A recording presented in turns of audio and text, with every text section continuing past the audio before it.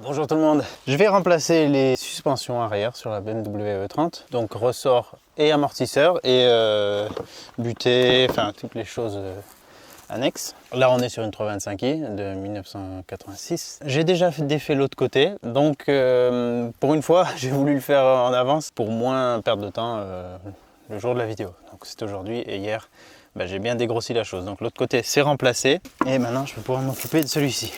Les roues n'avaient pas été démontées en très longtemps, je sais pas, au moins 5 ans, je dirais. Les boulons étaient assez grippés. J'ai pas réussi avec la clé à choc. J'ai donc utilisé une rallonge avec une douille normale. C'était bien costaud. Mais heureusement, c'était pas collé au disque, donc c'est déjà ça. Alors première chose, je vais juste vous montrer la gueule des anciens. Voilà, l'ancien ressort. Et l'ancien amortisseur. Alors l'amortisseur,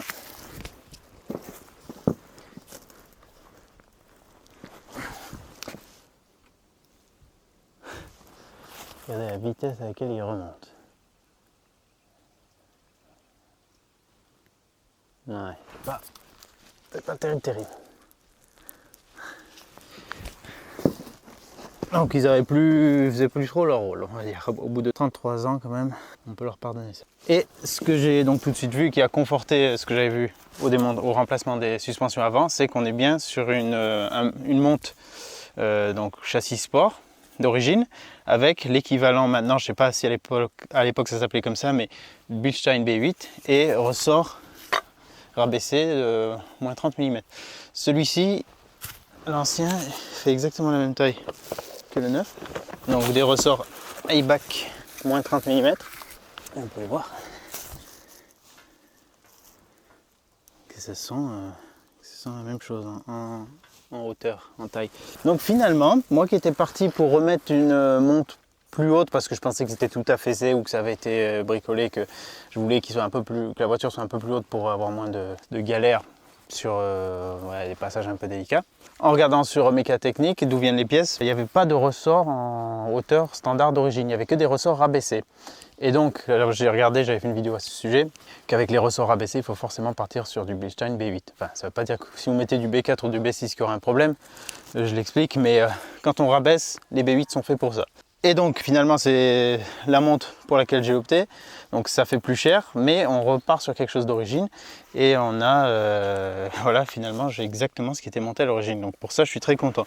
Et c'est bien ceux d'origine, là c'est très sale, mais voilà, il y a écrit en bas, là il y a Bilstein BMW, made in Western Germany. Donc voilà, c'est bien ceux d'origine, donc je suis très content de repartir sur ce qu'il y avait. La butée est bien fatiguée aussi, d'ailleurs il y a ce cylindre métallique au centre à travers duquel vient l'amortisseur qui est totalement désolidarisé du caoutchouc. Et sur ce côté il y a carrément même un bout de corde, on va voir ça. Alors ça c'est depuis que j'ai la voiture, j'avais vu ça, on va voir à quoi ça correspond, mais ici en dessous il y a un bout de corde là que j'ai jamais enlevé parce que je me suis dit s'il est là pour rafistoler quelque chose, c'est que cette pièce est manquante. Et si cette pièce est manquante et qu'il y a ça à la place, ça veut dire que sans ça, ça serait encore pire. Donc voilà, j'ai jamais cherché à l'enlever. Et peut-être que ça sert à que dalle. Peut-être c'est quelqu'un qui a mis ça pour tirer. Enfin, je sais pas. Toujours est-il que ça va dégager. Alors si on fait que l'amortisseur, honnêtement, ça doit prendre peut-être 15 minutes. Si on a un peu les outils prêts, 15 minutes en comptant le démontage de la roue, remontage de la roue et remplacement de l'amortisseur. Avec le ressort, ça va être un petit peu plus long parce que on va devoir l'extraire et pour l'extraire, on va devoir faire descendre la traverse. Donc enlever cet écrou et ces deux vis pour enlever ce support. Et donc la traverse va descendre et on va pouvoir lever la caisse et ainsi permettre au centre du ressort de sortir de cette partie qui gêne. On pourrait aussi le faire un peu en mode bourrin avec un pied de biche ou quoi, mais bon là, après une fois qu'il y a l'impression, le ressort risque de partir. Et bon, là j'ai pas envie de vous montrer cette méthode. De l'autre côté, j'ai fait la méthode de la revue technique, donc je vais faire pareil pour ce côté. Donc là, on a juste un écrou, ou plutôt une vis traversante ici, et puis après, on a des fixations dans le coffre. derrière les garnitures. Donc là, c'est comme ça. Et si elle était déjà rabattue plus ou moins, je sais pas, une pièce qui traîne. Pour qu'est-ce que je faisais ici? Ah bah oui, je traitais la rouille. Donc, voilà. Donc ça, il faut retirer tout le cache qui est à l'intérieur du coffre pour accéder à la tête d'amortisseur. Normalement, le feu gêne, donc pour le retirer, c'est ultra simple. Je vous montre de ce côté, c'est un peu moins le bordel. Faites ça, ça.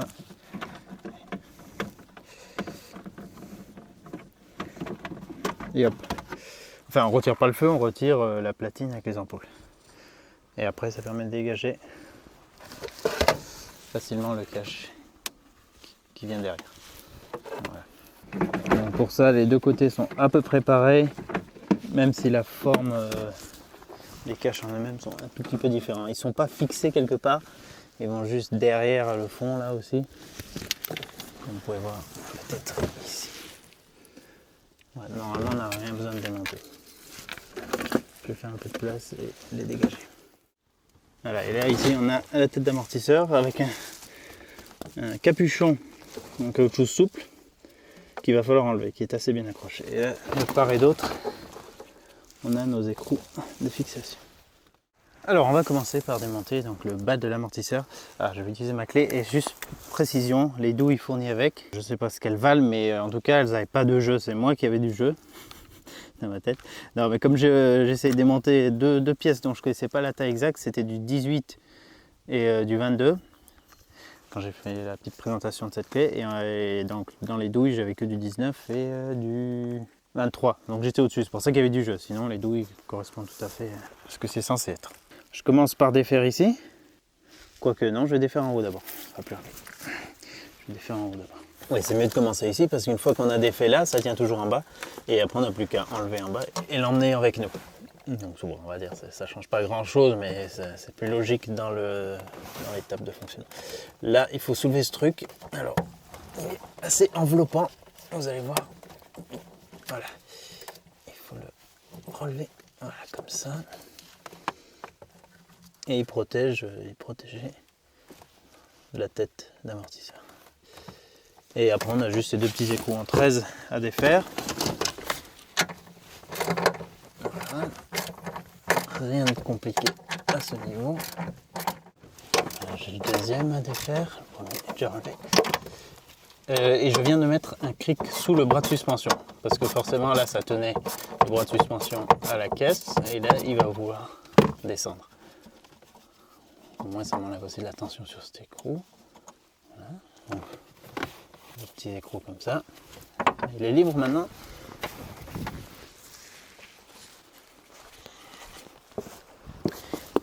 Là, j'ai placé le cric ici. Et on va en avoir besoin aussi après. Ça va nous servir aussi pour remettre en place les choses. Maintenant, je peux défaire là en bas.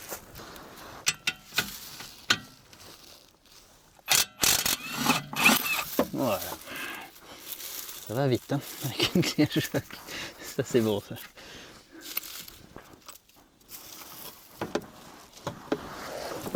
Et donc, je peux retirer la pièce. Attends, je récupère déjà la vis, voilà. Avec la rondelle. Je la mets dans ma casserole à pièce. Et donc, voilà le truc. Alors, qu'est-ce que c'était que ça? J'en sais foutrement rien. Aucune idée de ce que ça fait. Pourquoi il y a ça? Je ne sais pas du tout. Bizarre. Et là, maintenant, on a le ressort qui est libre. Si je libère ce cric, malheureusement, ça ne va pas descendre suffisamment bas pour me libérer le ressort. Ouais, là, il ne va pas plus bas. Ce que je vais faire aussi après, c'est enlever la biellette de barre stabilisatrice ici.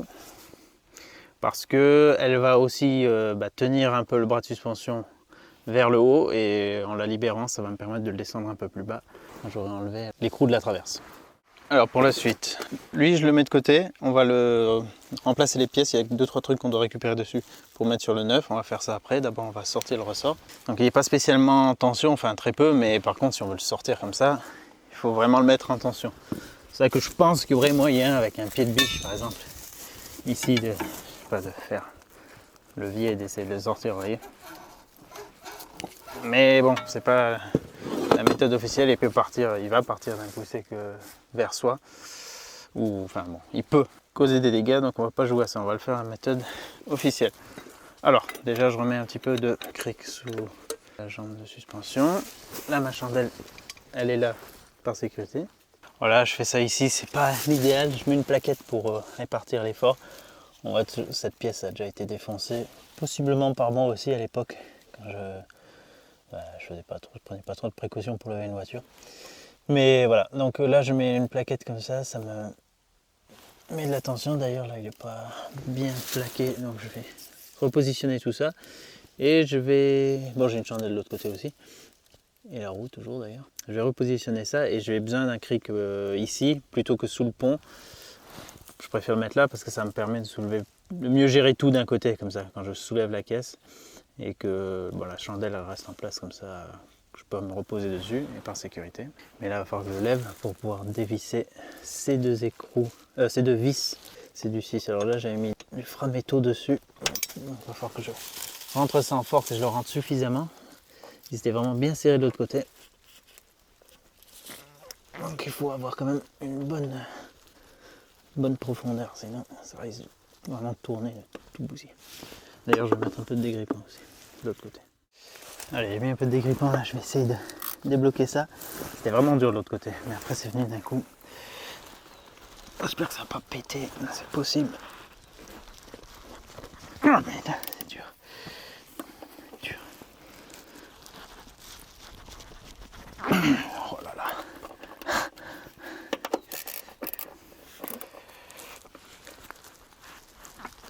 Ouais, non, en plus avec la rallonge là, je sens la tension qu'il y a dedans.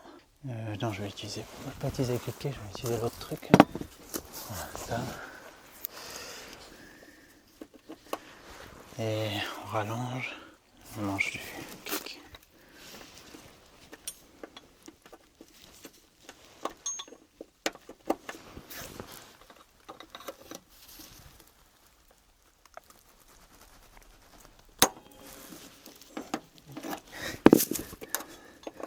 Ça fait vraiment un bruit de casse, mais je crois que c'est parce que ça vient de se libérer.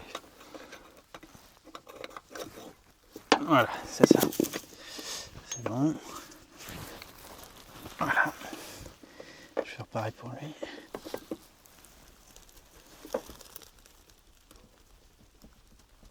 Wow.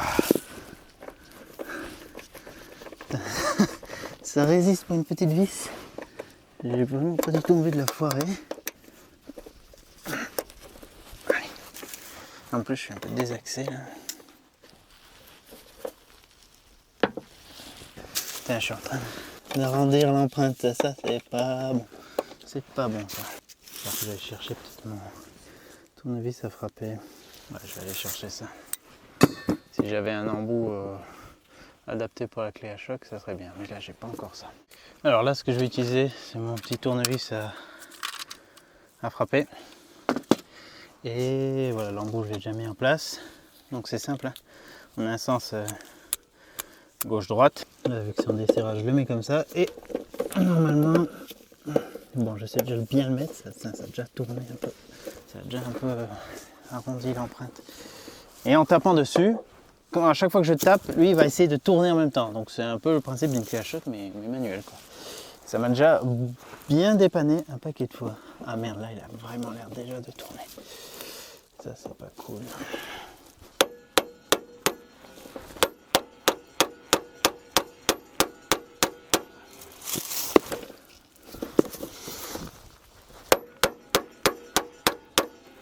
Voilà, alors là c'est le principe. Et je viens de remarquer un truc, première fois.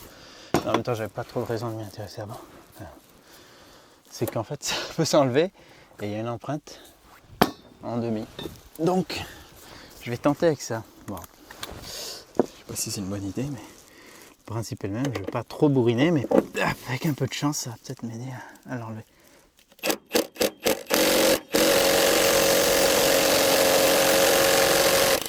Oh putain, yes.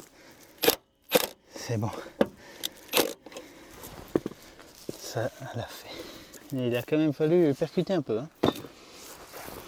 Néanmoins, c'est sorti, c'est cool. Je vais laisser la pièce en place, ce sera la première que je remonterai. L'autre il venait, donc ça va. Ah, c'est cool que j'ai cet accessoire, putain, ça va me permettre d'utiliser les embouts à percussion. Voilà, donc ces deux pièces, il faut les enlever parce que l'écrou, je vais vous montrer la pièce, la gueule qu'elle a après. Puis toi, je peux t'enlever carrément.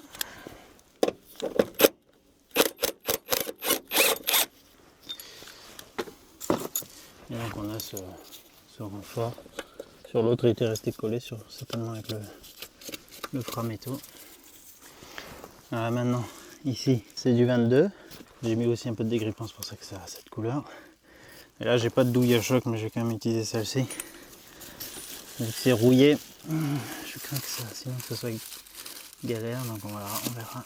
En plus, c'est pas l'idéal, c'est une douille à 12 pans. Donc ça va appliquer la contrainte surtout sur les arêtes, mais je vais pas trop insister. Mais je pense que ça va venir. De l'autre côté, c'était bien venu.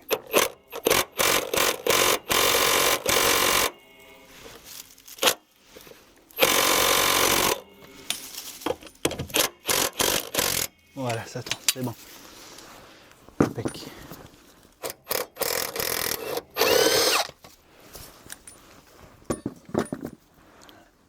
Et ça libère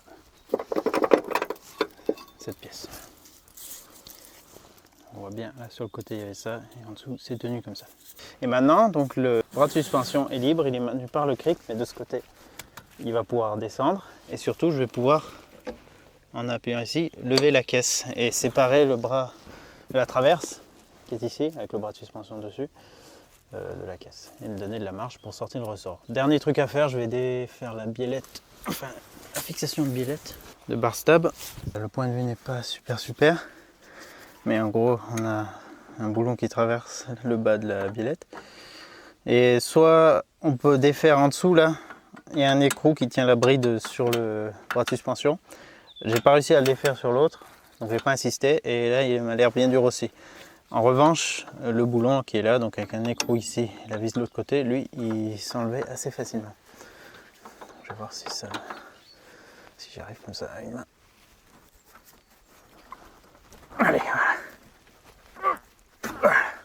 Ça tourne, c'est bon. Alors maintenant, j'ai plus qu'à bloquer de l'autre côté. Voilà, il y a tout qui tourne, donc il faut que je bloque. Avec mon cliquet, c'est en 13, les deux côtés. Ce côté est un peu plus compliqué, côté conducteur, parce qu'on a l'échappement. Côté passager, on a plus de place pour accéder à tout ça. Voilà, c'est totalement desserré. Mais je pense pas que j'arriverai. Ah si, j'y arrive. Il y a une position sur laquelle il faut jouer un peu avec le cric pour que ça aligne un peu les deux pièces. Là on était limite, mais si c'est un peu trop galère à enlever, c'est juste que la vis est en tension. Donc là j'accède un peu le cric, voilà, ça monte et du coup la biellette descend un peu plus dans le support, ça libère de la tension et inversement. Pour le remontage, il faudra jouer là-dessus. Donc là maintenant elle est libre et elle va pas supporter entre guillemets le poids de la jambe d'amortisseur qui elle va descendre et la caisse qui va monter. Maintenant qu'on est, on est prêt à essayer de sortir le ressort, donc l'idée c'est de faire descendre le bras de suspension et monter la caisse. Je laisse bien la chandelle en place. On est bien attentif à ce qu'on fait, surtout quand on est dans un milieu comme moi où les choses ne sont pas de niveau. Donc là je surveille bien ce cric qui n'a pas tendance à venir vers moi. À l'inverse, ça ne devrait pas trop se produire. Voilà, je monte.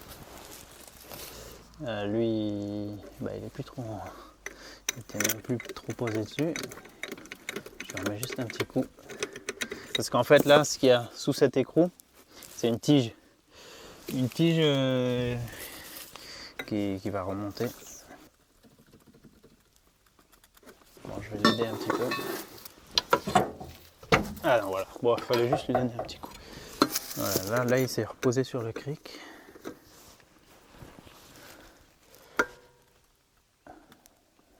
Là ça descend, là ça descend plus. Et j'ai pas énormément de marge non plus. Bon, dans tous les cas, ça va pas aller très loin parce que il y a encore d'autres choses attachées, bien sûr. Mais là, par exemple, j'ai le cardan qui va pas tarder à toucher l'échappement. Il redescend tout seul, lui. Hein, des fois, il me fait des trucs bizarres. Il faut que je remonte. Là, que je redescende.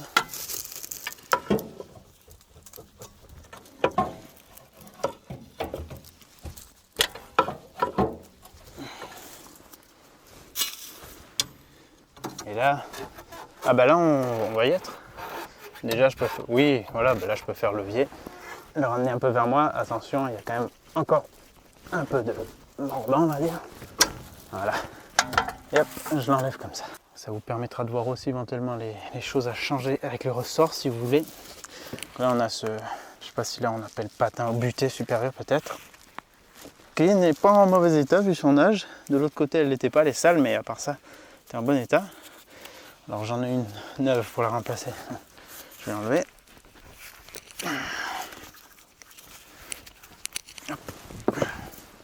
Et en bas, ça je savais pas, et je l'ai pas prévu. On a ça. Un caoutchouc aussi. Qui elle de l'autre côté était plus craquelée, puis bien marquée par le ressort et tout.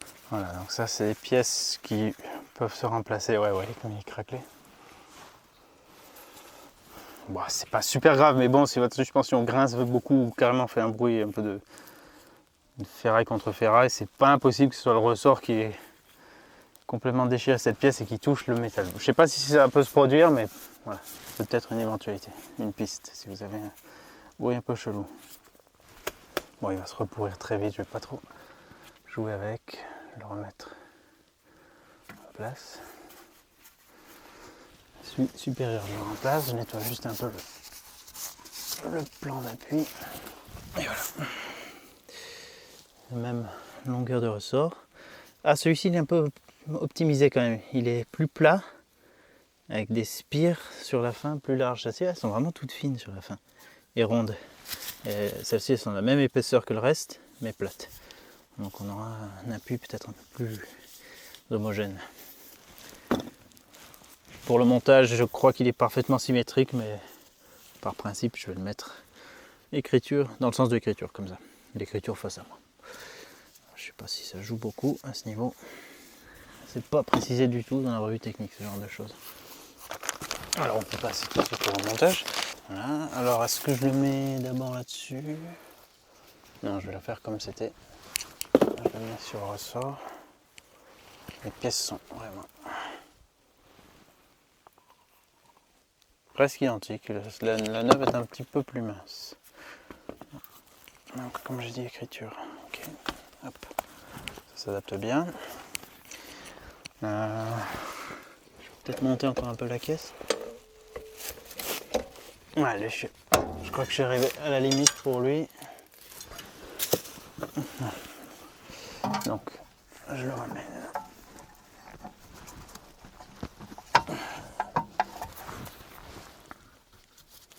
Ouais, là déjà je vois que la biellette elle a presque 2 cm d'écart par rapport à son axe, 1,5 cm. Donc sinon ça serait tout ça, de torsion en plus. C'est pour ça que c'est bien de la défaire. Après on peut y aller comme un bourrin, je vous dis, avec un petite biche ou une barre ou quoi.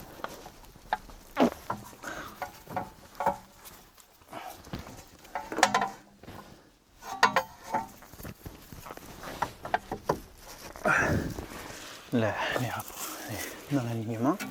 Et je vais juste essayer de faire le lien comme on avait. Sortir, ça me paraît un peu plus simple que de la rentrer. Ah, quoique, là j'ai peut-être trouvé un truc. Si je me mets là derrière.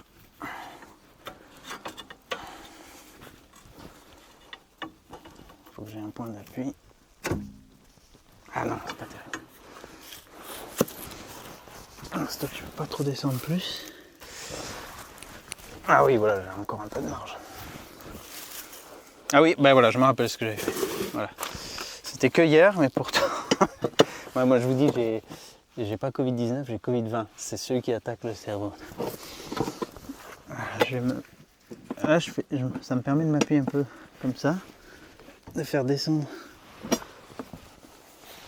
un peu plus la jambe d'amortisseur.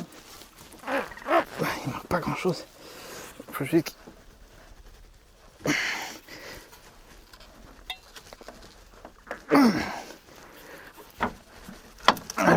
lâcher un premier bout. Allez.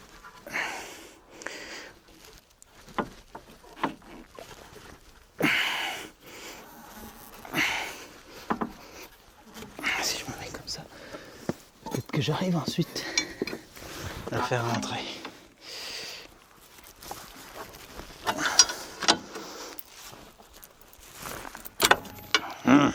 Ah, c'est costaud quand même. Je suis presque.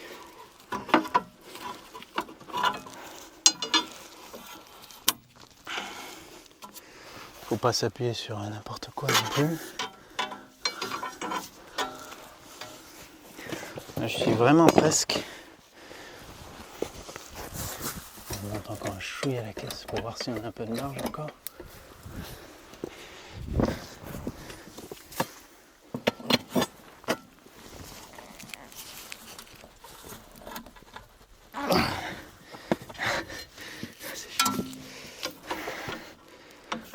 Ah oui, mais attendez, je crois que j'avais fait comme ça. Non?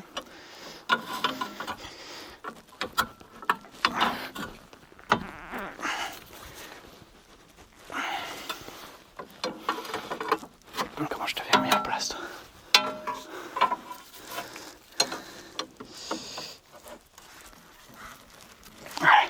Voilà. Ok. Ça va.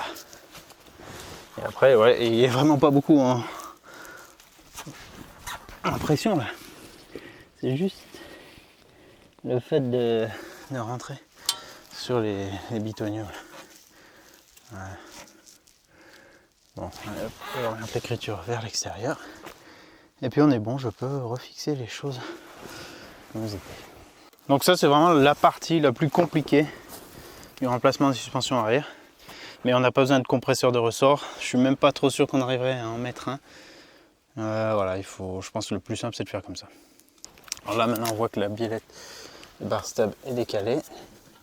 Je vais la raligner là où elle doit être, comme ça. Et on fera bien gaffe à ce qu'en descendant la caisse, elle passe là où elle doit être dans son support. Pas qu'elle se dévie complètement, qu'on galère pour la remettre. On peut un peu la guider. Ouais, je vais la remettre elle en premier. Pour ça, j'actionne mon cric.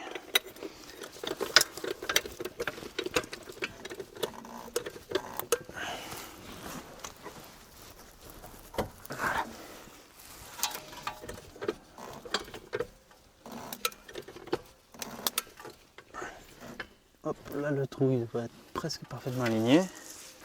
Et je devrais pouvoir remettre ma vis. Merde. Les feuilles, c'est bien. C'est bon comme environnement ça. Putain, pas pratique en film.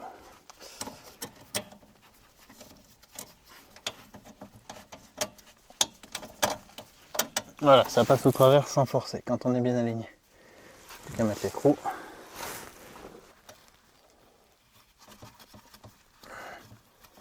Petite précision, le fourreau du câble de frein à main qui est ici, il est sur une patte qui passe derrière. Et donc quand on met la vis, il faut bien la repasser au travers. C'est ce que j'ai fait là.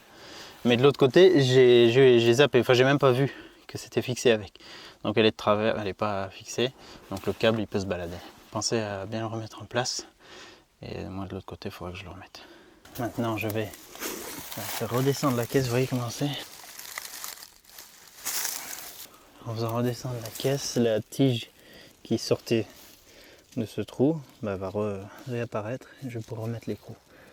Ah putain, il était super serré du coup.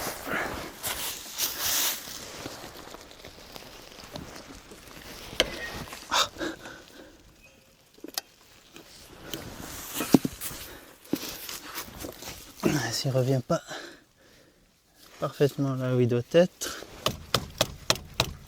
on pourra avec le cric le faire remonter. Non, là ça ne le fait pas remonter au bon endroit. Je laisse redescendre du coup. Je vais simplement mettre le cric ici.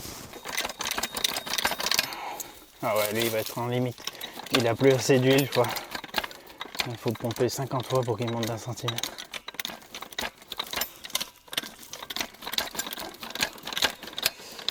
vais mettre une cale aussi. Faut faire comme ça parce qu'en fait cette pièce, elle pivote. Et là, elle a pivoté comme ça, un peu. Donc là, il faut juste qu'on ramène cette partie. Voilà, fasse remonter. Et ça y est, je suis arrivé au max. Oh merde. Voilà, quelques vieilles plaquettes devraient faire l'affaire. Putain, il est vraiment plus dur le pauvre. Voilà, on voit que ça monte bien.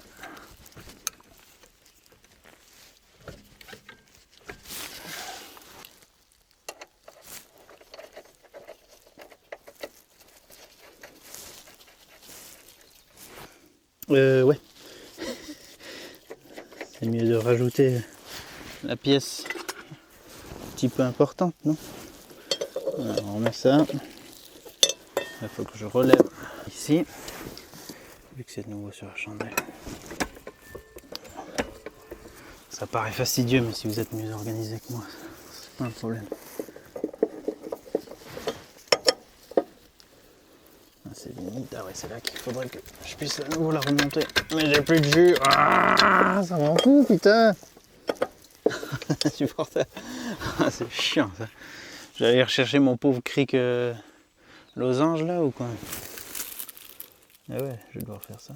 J'ai plus assez de filetage pour me prendre dessus. Voilà, avec le bon vieux cric, je crois que c'était le cric de ma Renault 19. Je l'ai mis en place. Et donc, maintenant je peux remettre ça.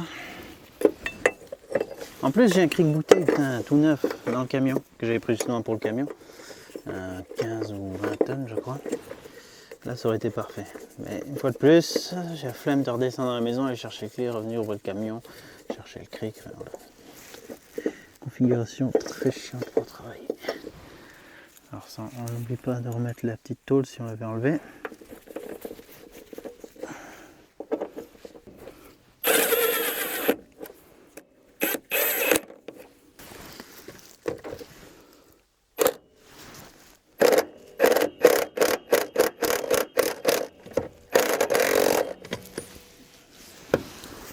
Pour rapprocher et après le serrage fait à la clé. Alors il y a les valeurs de serrage dans la revue technique, mais pas pour cet écrou a priori, sauf si j'ai mal compris. Et donc j'ai pas une valeur exacte. Par contre ils me disent bras de suspension sur traverse, c'est dans les 150 Nm. Donc je me dis traverse sur caisse. Ce serait logique que ça soit dans cet ordre-là. Donc j'ai mis 150. Si je trouve la bonne valeur, je reviendrai corriger le serrage. Mais voilà, vous renseignez-vous pour avoir la bonne valeur. Là, je vais programmer sur mon adaptateur.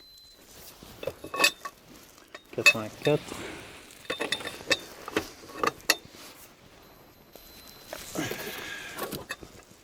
« 126. »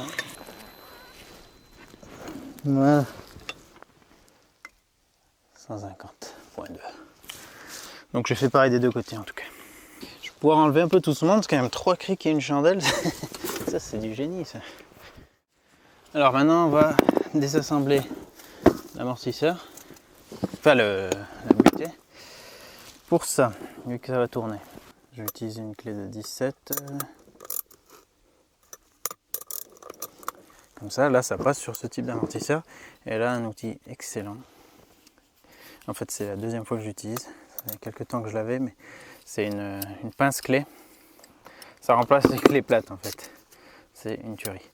Donc là, je le mets genre cet écart, juste pour choper ici. Et dès que je vais mettre de la pression dessus, enfin là quand je tiens la poignée, ça fait en mode pince. Donc j'ai la forme de la clé qui est bien plate là, qui s'adapte parfaitement. Et le côté pince qui est suffisant pour que je puisse tenir totalement. Ça va le faire. Voilà.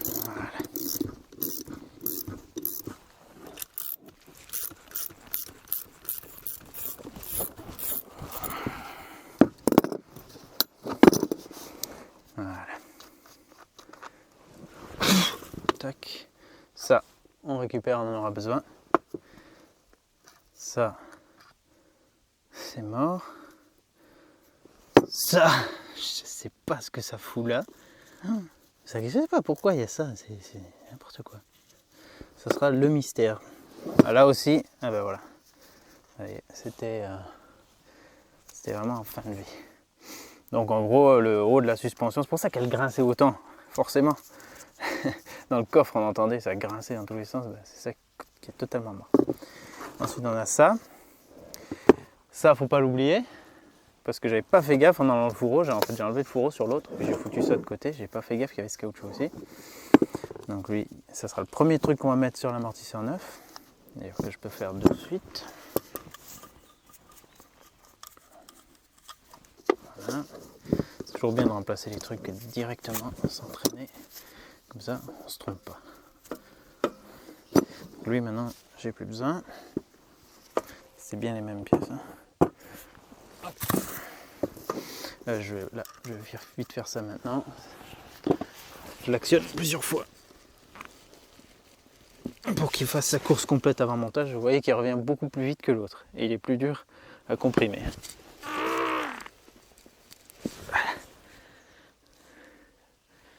Je fais ça 3 fois. Voilà. Alors que lui, beaucoup plus facile et beaucoup plus lent à remonter, si tant est qu'il remonte. Là-dedans, on a aussi un truc à récupérer qui n'est pas fourni avec les pièces neuves. Voilà.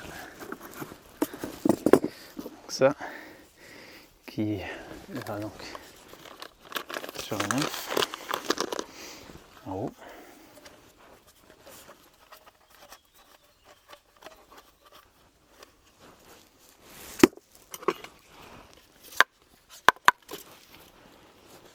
Voilà.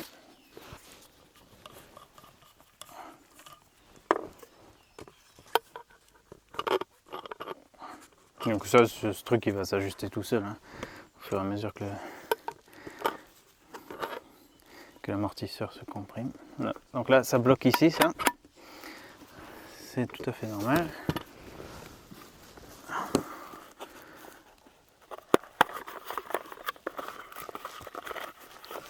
La butée d'amortisseur neuve avec son petit joint papier. Donc j'ai rien oublié, c'est bon, on y va? Dites-moi si j'oublie un truc, c'est tout à fait possible. Parce que ça, c'est un écrou nip stop auto-freiné. Donc normalement quand on le met, on n'est pas censé le redéfaire. Enfin si on le redéfait, on est censé en mettre un neuf. Voilà. Tac. Et puis, on remet ça. C'est bon, j'ai rien oublié. Et là bien sûr, même délire. Ça va vite se mettre. Bah là ça tourne déjà.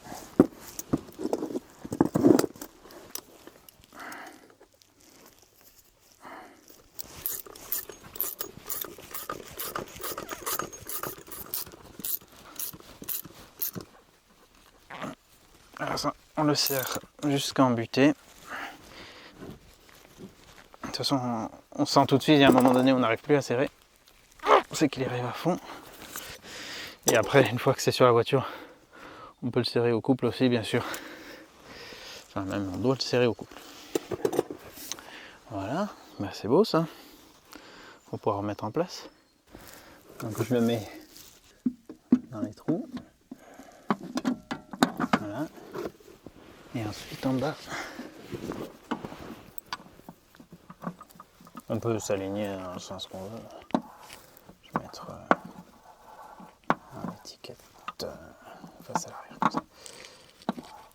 Alors, je ne sais pas dans quel sens. Est-ce que c'est mieux qu'on voit un peu plus le circuit ou est-ce que c'est mieux qu'on voit un peu plus la marque? Je ne sais pas quel dilemme.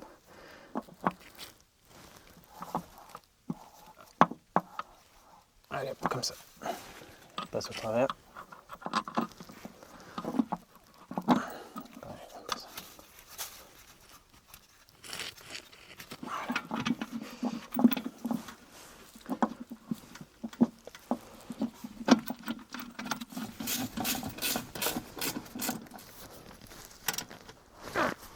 Alors là aussi, un couple de serrage, je sais plus de combien.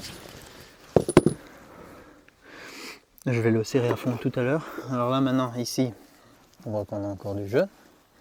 Donc je vais actionner mon cric pour monter ça à fond.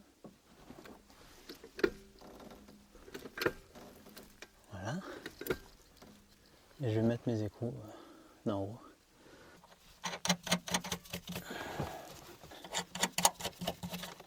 Avant de faire mon serge au coupe, j'enlève le cric.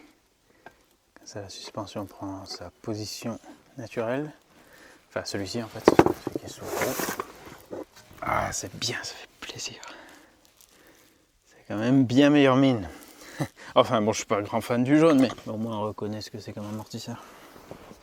Alors pour ici, amortisseur sur bras de suspension, le couple préconisé est de 72 à 87. Bon, j'ai mis 79.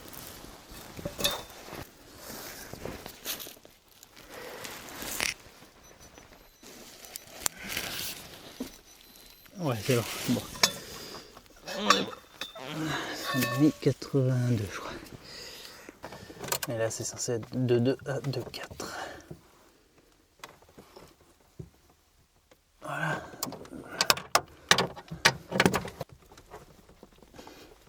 Voilà.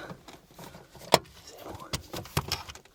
Et j'oublie pas de remettre ce capuchon. Alors, pas juste autour de cette rondelle, mais mettez-le bien jusqu'en bas.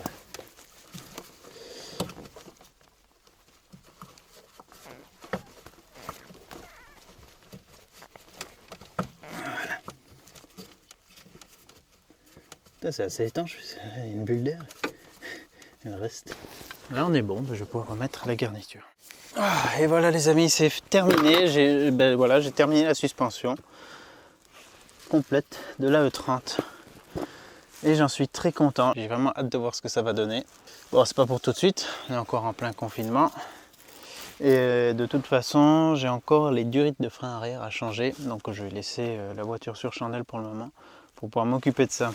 Et dans toute cette affaire, je suis super content finalement d'avoir remplacé toute la suspension avec la suspension qu'il y avait d'origine, sans le savoir. Ça c'est cool, donc je repars sur le châssis sport qui était installé d'origine sur cette voiture. Et ce qui m'importait puisque j'essaye de la remettre en état le plus d'origine possible, donc là je reste dans son état d'origine. Vous avez vu que c'est pas très compliqué, si j'ai réussi à le faire, vous allez aussi pouvoir y arriver. C'est vraiment juste le ressort, le truc le plus compliqué. Je vous conseille vraiment de faire comme ils disent dans la revue technique, à savoir enlever l'écrou que j'ai enlevé là de la traverse. Et après munissez-vous, voilà, encore une fois, mon outil pour poulie de pompe à eau m'a servi de cette 30 d'ailleurs. Mais voilà, une barre de fer, un pied de biche ou quelque chose pour pouvoir un peu vous aider à guider le ressort. Si vous êtes deux, ça sera encore plus facile. Un qui peut appuyer sur le bras de suspension pour le faire descendre un peu plus. Prévoyez 2 crics au moins et une chandelle, et comme ça vous devrez pouvoir faire ça facilement. Je vous mets tous les liens utiles dans la description, regardez bien, il y a des codes promo pour certains produits. J'essaie aussi de vous mettre les liens vers ce genre de pièces, les butées et tout ça, qui sont pas toujours évidentes à trouver. Ça c'était chez Mécatechnique. Et non, c'était pour l'avant que j'avais pas trouvé chez Mécatechnique, juste pour le haut ou le bas, je sais plus. Sinon, ils ont à peu près tout pour E30. Vraiment bien fourni. Donc vous avez vu une fois de plus, c'est en faisant qu'on fait. C'est la deuxième fois que je change des amortisseurs arrière sur une voiture. La première fois, c'était sur ma E91. C'est encore une autre histoire. Mais j'avais pas changé les ressorts. Ça avait été fait en garage puisque je n'avais cassé un pendant mes vacances en Corse. Et du coup, j'avais dû faire changer ça sur place. Et je sais pas comment ça se passerait. Bon, c'est une autre histoire. Allez, je m'égare. Je vous dis à très bientôt dans une autre vidéo. Et vivement qu'on roule un coup avec. Allez, bon courage si vous vous lancez. Et à très bientôt. Au revoir.